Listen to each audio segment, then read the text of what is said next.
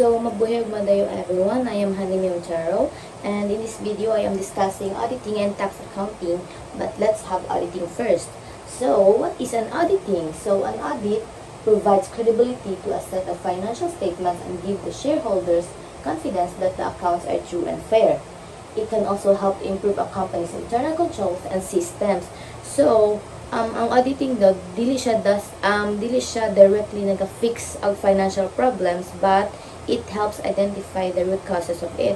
So, ginasuri niya kung ang company ba naaba sa tamang estado, kung nabi mga problems, pero dili jud siya nag-fix, hamurag balimurag naga-report lang siya kung for example, na problem, ilahan ang i-report dito kung unsa ang problem nga kanang kuan. So, naadiri ang example of auditing evidences. So, it includes bank accounts, management accounts, payrolls, bank statements, invoices, and receipts. So, kanang important kayo na siya sa auditing kay diri nila pinagi ani masubay nila ang kanang mga kung naay mga problems. So, naadiri ko yun ako example diri bank account, management account, payroll, bank statement, invoice, receipt. So, ang bank account man siya mura kanang general ledger. So, every transaction daw, gina-record daw to keep the books accurate. So, muna siya ang bank account.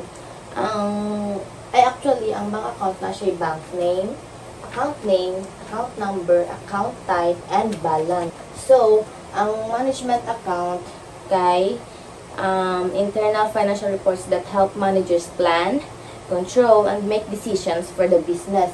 So, nadiri ang sales revenue, cost of the ingredients, salaries, utilities, rent, and net profit. So, ang payroll, kay balimurag ka ng kuha siya, it is a process of recording and managing all payments a business makes to its employees. So, nadiri ang kuan, name of employee, position, and then salary. Kung mo ni siya ang record sa salary sa mga employees.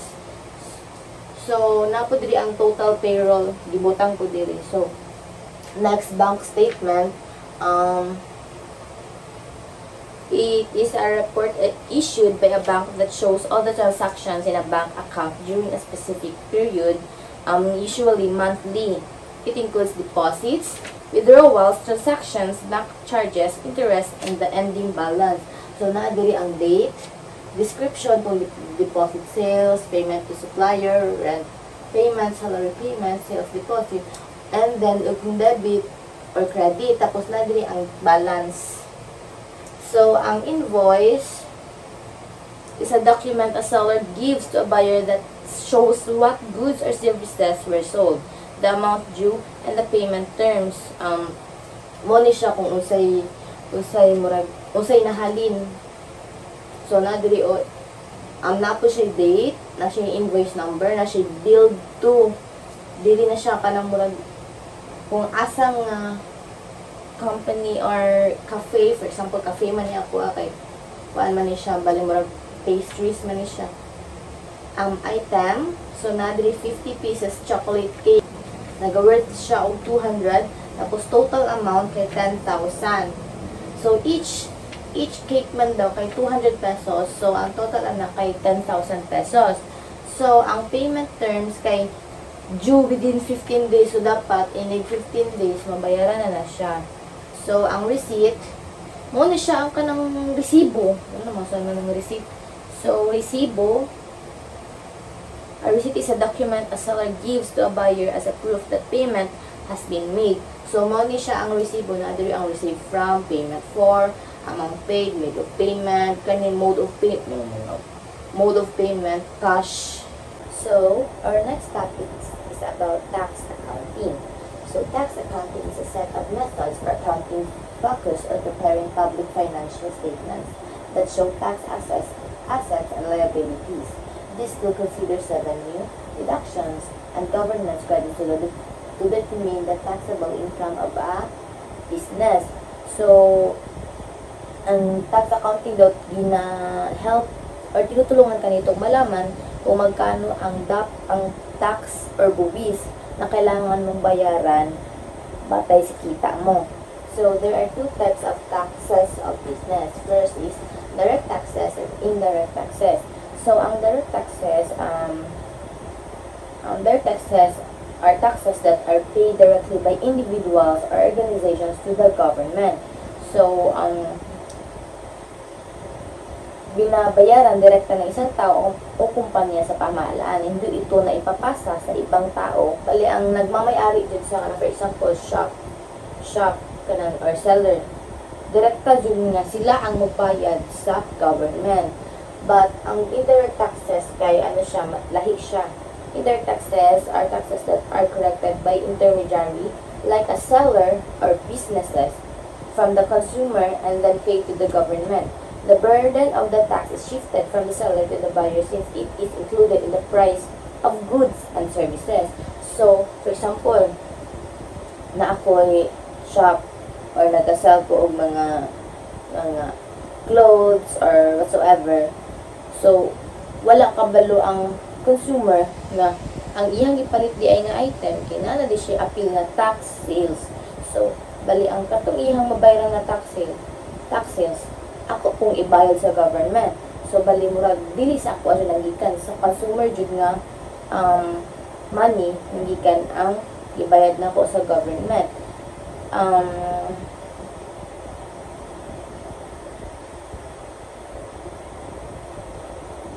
So, diri ang kung balit ka o ka ng product or item, apil na days mo gibayaran ang buwis. Kagans mo. So, next is rules of tax accounting. So, first is preparing tax returns. So, for example, preparing tax returns, applying tax codes and regulations to prepare returns for individuals, businesses, and non-profit organizations. So, for example, mag-apply ka og tax, tapos syempre, you need to follow the rules. So, ang role, jud, anak, kay dapat mabantayan jud sa gobyerno kung tama ba jud ang ginabayad nimo nga tax or tama ba ang pagsunod sa bayad sa tax. Next is identifying tax savings and identifying tax savings opportunities. So, analyzing financial data to find legal ways to minimize tax liabilities for clients requires a deep understanding of deductions, credits, and other tax strategies. So, mangita ka og other ways, legal ways para ma-minimize ang tax, pero nga nag-require di siya og deep understanding sa deductions, credits, and other tax strategies. So, providing tax advice, guiding clients on tax-related decisions such as business investments, retirement planning, or estate planning. So, nag-guide niyo siya sa clients related sa tax if unsa ang right ways or steps para dili malugi or madak-an sa tax nga bayaran. So, ang maintaining tax records, organizing and managing client financial data, ensuring compliance with record-keeping regulations. It's about data records or important records in case of problems of taxes na ay dapat na ay data or records kung pila na ang nabayad or kung when ka nagbayad. Dito makita tanan. So, balimurag records, overall records na dyan siya. So, continuing professional education. So, continuing professional education, staying informed about the tax legislation and its impact on clients. So, tax laws di ba, ang tax laws kay frequently change. So, dapat updated ka sa new tax rules kung nagbaba or nagtaas ba ang tax kung maka-affect ba sa business. So, communicating effectively, providing clear explanation and clients on complex debt concepts, and collaborating with other tax professionals like auditors and financial advisors. So, communicate with the stockholders na ihatag sa imo ang mga klaro na buhaton o klaro nga bayro nun. So, actually, na ako yung example of tax accounting. So, naadili ang business name, tax period, income and expenses. So, naadili ang sales revenue, operating expenses, and net income. So, ang tax computation kay, for example, ang net income, overall na siya, 20,000. So, ang tax rate is 15,000. So, So, ang taxable income kay kani 20,000. So, 15% of 20,000. So, ang total anak ay 3,000. So, Maria's Bakery needs to pay 3,000 pesos as income tax for the March 2025. So, thank you. That's all. Buhay ug madayaw everyone! My name is Ashley Nicole Bungato together with Isabella Rodriguez, and this afternoon we will be reporting about cost accounting, what it is and why it is important in the business. Cost accounting is a way of keeping track of all the expenses of a business. It records, analyzes, controlling cost, reporting, or studies the cost of making a product or providing services. Unlike financial accounting, which is for outside users like investors, cost accounting is used inside the company to help managers find ways to save money and run the business more efficiently. For example, in a coffee shop, cost accounting helps the owner track expenses like coffee beans, milk, and salaries of the employees. By knowing this cost, the owner can check if the selling price of a cup of coffee is enough to earn profit.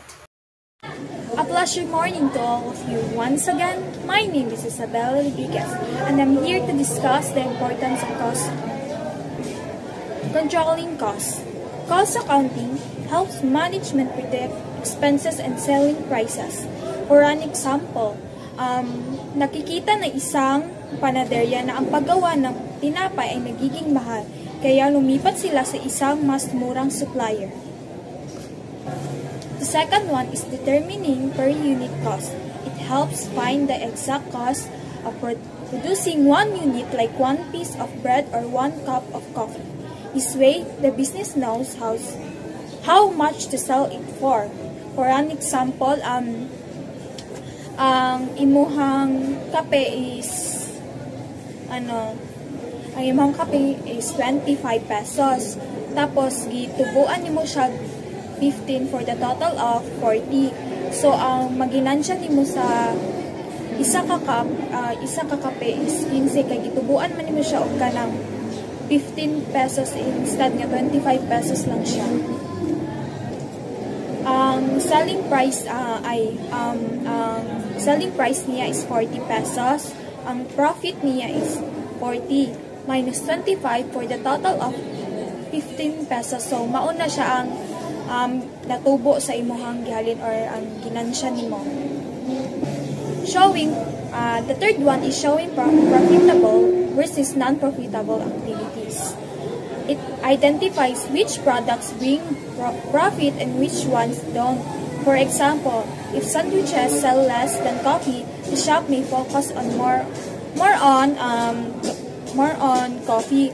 Kung example ka nang nagabaligya mo og like bread, rice, kanang mga snacks. Pero ang mas kusog kay ang coffee, so murag ang gina-focus nila sa store kay more on coffee sila. The third one is showing profitable versus non-profitable activities. It identifies which products bring profit and which ones don't. For example, kanang ang inyong baligya sa inyong shop is coffee, snacks like rice, bread, and whatsoever nga pang snack ninyo. Pero ang mas ginapangita sa sa mga nagapalit is ang coffee. So mas mag-focus mo sa coffee kaysa sa mga snacks like bread and whatsoever nga ang snacks mo. The fourth one is comparing cost over time. It lets company compare past and present costs. For example, ang coffee ninyo last year is 200, then karon to 50 na. So, possible kada year nagatubo jud ang prices sa coffee and like gatubo jud siya. In short, cost accounting is very important because it guides business and controlling costs, Pricing products, identifying profitable activities, and comparing expenses over time. In short, it helps company make smart final decision. That's all. Thank you. This afternoon, I'll show how we turn financial data into a cost accounting report using a coffee shop example for July 1 to 5, 2025. This poster has two parts, the raw financial data at the top and the summarized cost report at the bottom. These are our daily costs. We track three main items. First is ingredients. We have coffee beans, milk, and sugar. Second is the salary. We have barista wages for production. And lastly, overhead. Indirect costs like electricity, water, small supplies, and part of rent. We also add notes to explain unusual days like rainy day or busy day. For July 1 to 5, ingredients range from 2,000 pesos to 2,500. Salaries are steady, 1,500 pesos per day, and overhead is around 500 pesos to 600 pesos depending on usage. So, what is overhead? Overhead means indirect cost needed to run the shop but not tied to a single cup like electricity or rent. We still include it to get the true cost per cup. After totaling the week, we get ingredients 11,600 pesos and salaries we get 7,500 pesos. And lastly, overhead we get 2,600 pesos. So total production cost is equals to 21,700 pesos. We sold 1,000 cups to get unit cost. We divide 21,700 divided by 1,000 is equals 21.50 cents per cup. This tells us the minimum we must charge before profit. So, financial data is the raw record. Cost accounting organizes it to find total cost and unit cost, guiding pricing and decisions. Mabuhay ug padaya everyone. My name is Joshua Charles Escalilla. So today we will discuss about the path to becoming CPA and involve the three connected steps like admission requirements for BSA and accounting education and CPA board exam. So today we will show you the three major steps from being a student to becoming a licensed CPA in the Philippines. So one of the most important requirements is meet grade requirements in math, English, and related subjects. And so when we say meet grade requirements, ang ibang school nag-set of minimum grades like 85 o equivalent sa important na subjects sama sa math o English. And kung ang student, this important nga subject. This is because accounting needs strong analytical skills like good analytical skills o good communication skills para sa report o presentations. Like example, kung student mayo pero may samat na sayon niya masabta ng accounting concepts like parehas sa journal entries, ledgers, and financial statement. And so let's proceed to the next important requirements, which is pass entrance exam and our interviews. Daghang universities nagakondak og entrance exam para makita ang interest o usahay na sa interview para makita ang interest sa motivation ng readiness sa student para sa lisod nga course. Ang kaning pass entrance exam, daghang jud universities nagakondak og entrance exam para ma-test ang knowledge ng math, English o logical reasoning before dawaton sa BSA program. Usahay na sab sila interview.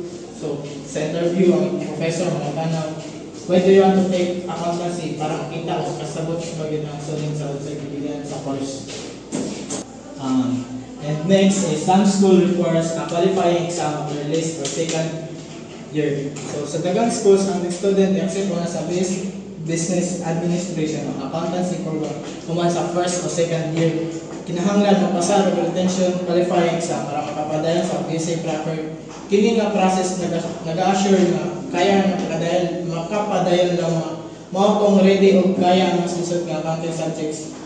Ang school mag-require nga ang student sa naay grade nga 2.0 or beyond 55 sa accounting ug mopasar sa qualifying test before makaproceed sa advanced accounting courses. And this is your ticket to enter the CPA journey. So meeting these requirements is like securing your seats on the train towards becoming CPA. Without fulfilling them, you cannot proceed to the main accounting education. So next to be discussed is accounting education. Hello, I'm the Group 1 member. I'm Francis Janabukay.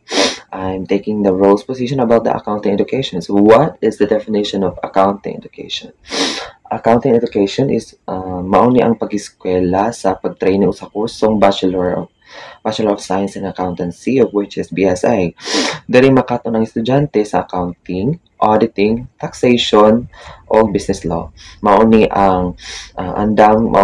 kurso nga andam ka sa trabaho, sa negosyo o profession ka nga as a accountant. So let's say for example about accounting education when it comes to personal accountants itself.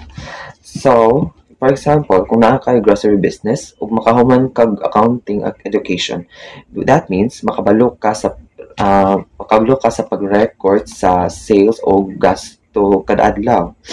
And secondly, makita nimo ang unsa ang produkto ang ginansya ug unsa ang dili halin. And lastly, kabalo ka unsa ang pagbayad sa sakto sa taxes para ma-avoid ang penalty. If without accounting education, ang negosyo mahimong mapadayon pero way klarong direction. Ang knowledge nga makuha diri mao ang gamit para sa klaro ug sakto ang desisyon. And that is why you cannot manage what you don't measure. Pasabot, kung dili nimo masukod o ma-record og ang imong negosyo, dili pod nimo siya ma-manage og tarong. So let's say for example, usa ka company gusto siya mag-expand, she or he graduated to accounting education, makasabot sa impact sa taxation laws kung masulod sila sa lain nasod. Kabalo mo analyze sa financial statements kung kaya ba sa pondo. And ug makabalo unsa ang pag-audit aron malikayan ang risk sa fraud. Sama sa negosyo, diri ka ka-desisyon og sakto kung wala kay training sa accounting education principles, accounting principles. The BSI program, it keeps you with the rule aron makaduha ka sa liga sa negosyo nga walay kabalaka nga malugi or masilutan. For example, another example, imagine usa ka startup company ka nga bag-ulang nga naglunsad og product. Kung ang founder makahuman og accounting education, that means if you graduate in accounting education, you already know that you have the accounting and the word accounting like unsay sakto nga recording sa sales na expenses para makita ang profitable ba ang business. And the next one is auditing, na masuri niya kung sakto ba ang internal controls nga malikayan ang pangwarta sa empleyado o sa iyo sa isa ka handling. And then next one is taxation, kabalo siya unsa ang pag-comply sa BIR o sa pag-file sa correct taxes aron dili masilutan sa penalties. And the last one is business laws, nga makahibalo siya nga dapat na ay klaro nga kontrata sa suppliers o partners para maprotektado ang kumpanya. Kung walay accounting education, ang negosyo mahimong murag barko nga naglayag gud nga walay mapa. Makalusot lang siya sa swerte pero dali malunod kung may problema. And that is why an ounce of prevention is worth a pound of cure. Meaning to say, ang training ug skills nga makuha sa BSA na program nga mao ang preventive shield sa negosyo, mas maayo nga makabalo ka daan sa mga prinsipyo kaysa nga mag-antos ka sa dako nga problema like penalties, fraud, maybe mga kuan unsa pa na like bankruptcy tungod sa kakulang sa kahibalo. And that's it. And that's all of my reports. Thank you. Mabuhay ug madayaw everyone. My name is Gerald S. Lumungsod. And today, we will discuss the 3-step CPA board exam. First, take it after graduating BSA. The BSA is program provides general accounting education to students who wants to pursue a professional career as accountants. Only graduate of BSA or Bachelor of Science in Accountancy or its equivalent recognized by KED can take the CPA licensure examination. The exam is given by the Professional Regulation Commission or PRC. And the next one, cover all major areas of accounting. It includes auditing, financial accounting and reporting, advanced accounting, management service, taxation, and business laws. Auditing. Auditing involves examining an entity's financial records and physical assets to ensure the financial statements are fair, accurate, and comply with relevant accounting standards. Financial accounting and reporting. Financial accounting and reporting is a section of CPA exam that assesses a candidate's knowledge of financial accounting and reporting standards used by businesses, non-profit entities, and state and local government entities. Advanced accounting. Advanced accounting deals with complex financial transactions and reporting issues encountered by larger corporations. Management service. Management service, also known as Management Advisory Service, involves CPA using their expertise to provide advice and assistance to management to improve operational efficiency and effectiveness. Taxation. Taxation involves understanding tax laws and policies at the individual, corporate, and other entities levels. Business laws. It includes knowledge of business organization, regulatory frameworks, and laws applicable to commerce and business. Example, a question might ask you to prepare a balance sheet or audit a company's financial statement. In the last one, passing is required to be a licensed CPA. Even if you finish BSA, you cannot legally work as a CPA until you pass the board exam. This ensures that only qualified and competent individuals practice accounting in the Philippines. This is the final step before officially practicing as an accountant. Think of the CPA board exam as the final challenge or graduation test before you can enter the professional world. Once you pass, you earn the title Certified Public Accountant or CPA, opening opportunities in auditing firms, government agencies, and private companies. Mabuhay madayo everyone, my name is Gaudencio Lopez and this is my report, Accounting Research. So what is accounting research? A process of studying and analyzing financial data to solve problems, improve reporting, and guide businesses in making better financial decisions. It helps accountants ensure that transactions are properly recorded and financial statements are accurate. So this is how to perform accounting research. So accounting research is an accountant must carefully study financial data, analyze records, and apply accounting standards. So these are the examples of how to perform accounting research. So we have the step 1, identifying the problem. So this step means finding out what issue need to be fixed, and financial records are clear. So the problem helps accountants focus on the right solution.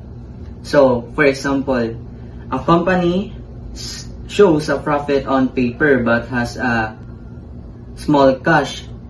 So, the problem or the issue is cash flow problem, which means the business struggle to pay expenses if even the sales look good. So, ang company nagpakita siya og profit sa paper pero gamay lang siya og cash nga murag maabot. Nya ang issue nga naa dito is cash flow, which is goods man unta tanawon ng ilahang sales, pero ang dili sila maglisod sila og bayad sa ilang mga expenses. So, step 2 is gathering information. So, this step means collecting data from financial statements, records, and accounting standards to understand the problem better. So, for example, ani is, if there is a cash flow issue, the accountant must check the invoice, receipts, and payment records to find out why cash is low. So, dapat ang accountant, i-check nila ang mga invoice, mga resibo, mga payment records para mahibawan or makita dito nganong gamay lang ang ilahang cash nga madawat miskan good looking man ang ilahang ang ilahang sales. Proceed na ta sa step 3, analyzing the data, means studying the collected information to find errors or patterns in the financial records. For example is, if expenses are higher than income, the accountant checks which costs increase and how they affect the company's profit. So, last step is providing recommendation. Suggest ways to solve the issue and prevent it from happening again. So, example is suggest idea for better decision making. So, these are the important areas of accounting research. So first is financial reporting. This area of accounting research focuses on making sure financial statements are accurate, complete, and follow accounting standards.